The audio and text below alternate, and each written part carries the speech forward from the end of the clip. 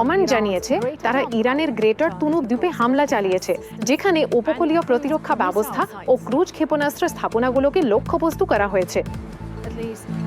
গত 24 ঘন্টায় গাজা উপত্যকা জুড়ে ইসরায়েলি অব্যাহত হামলায় অন্তত 12 জন ফিলিস্তিনি প্রাণ হারিয়েছেন এবং আরও বেশ কয়েকজন গুরুতরভাবে আহত হয়েছেন চলমান যুদ্ধবিরতি সত্ত্বেও।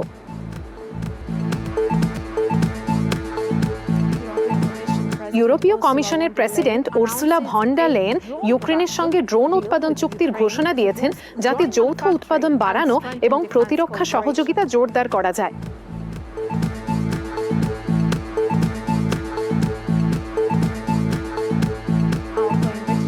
বিদায়ী ব্রিটিশ প্রধানমন্ত্রী কিয়ার স্টারমার তার উত্তরসূরি অ্যান্ডি বার্নহ্যামকে পূর্ণ সমর্থনের কথা দিয়েছেন, বলেছেন দেশ এমন চ্যালেঞ্জের মুখে যাতে কঠিন সিদ্ধান্ত নিতে হবে।